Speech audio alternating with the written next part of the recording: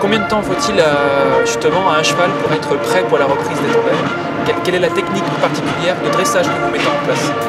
Alors déjà, ce qu'il faut souligner, c'est que ces chevaux qui font partie de la reprise des tandems sont des chevaux qui font toutes les missions. C'est-à-dire aussi bien le porteur, le cheval sur lequel est assis le cavalier, que la flèche, le cheval qui se trouve devant, qui est guidé au longrenne. Ils font toutes les missions qui incombent au régiment de cavalerie, les missions de sécurité publique, comme les missions de service d'honneur. Si vous voulez, le travail de base est le même pour les deux chevaux, c'est-à-dire le travail de dressage, une fois que le cheval est débourré.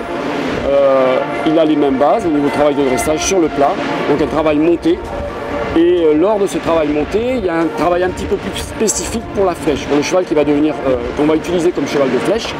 C'est-à-dire que lors du travail, de tout ce qui est transition montante-descendante, on va accompagner avec la voie. Voilà, ce qui va nous servir après pour le travail au long graine à pied. Et après, alors là, on va procéder au travail du long graine à pied et obtenir cette confiance et ce désir de se porter en avant. Ce travail à pied va être nécessaire, voilà, d'abord sur un cercle, puis après sur des lignes droites, et toujours l'envie, voilà, de venir tendre ses rênes.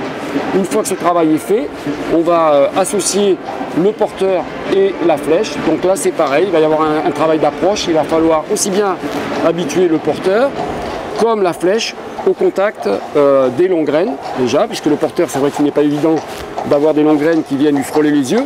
Donc là, ça va être une approche progressive.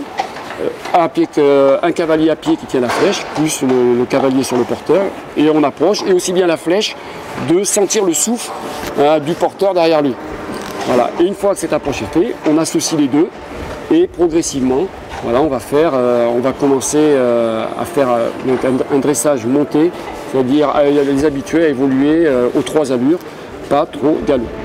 Donc ça, c'est un premier travail, et une fois qu'on a obtenu ça, le plus difficile, c'est d'associer 8 tandems de travail.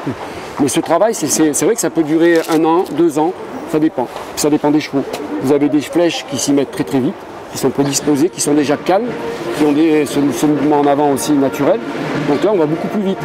Pareil, on a des porteurs qui sont beaucoup plus froids dans leur tête, puisque là, c'est vraiment, comme le dit le capitaine, c'est les 5 rênes dans une main. Donc là, on n'a pas la même finesse que du rêne séparé, du dressage pur. Donc il faut déjà que votre cheval il soit vraiment très bien mis sur le plat. Alors actuellement, on utilise ce qu'on retrouve principalement au sein du régiment, des chevaux de race selle français. Qu'avant, on utilisait, la garde républicaine disposait d'une écurie de course. Et on utilisait ces réformes de course, des chevaux qui ne pouvaient plus courir, comme flèche tandem. C'était des chevaux d'un petit gabarit et qui avaient beaucoup de sang. Donc il y avait ce désir naturel de se porter en avant.